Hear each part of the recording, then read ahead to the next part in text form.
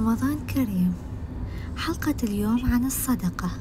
كلنا نعرف فوائد الصدقة، إن كانت صدقة المال أو الطعام أو الكسوة أو أي نوع من أنواع الصدقة. خلينا نبدأ بالصدقة للأقربون. الأقربون أولى بالمعروف، فخلينا نتصدق مثلا بالطعام أو أي أحد من أقاربنا يحتاج الشغلة خلينا نتصدق بها لهم. خلينا أيضا نتصدق بالطعام للعمال اللي دخلهم بسيط محدود.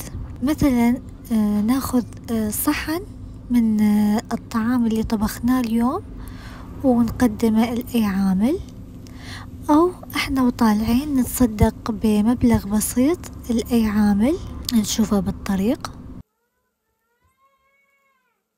نقدر نتصدق بأي طريقة تناسب إمكانياتنا وظروفنا.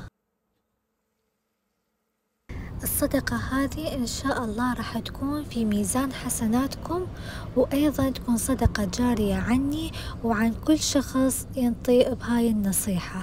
وأيضا ممكن تشاركون بالتعليقات، تكتبون نوع الصدقة اللي تقدموها حتى تحصلون فرصة الفوز بأحد جوائز المسابقة.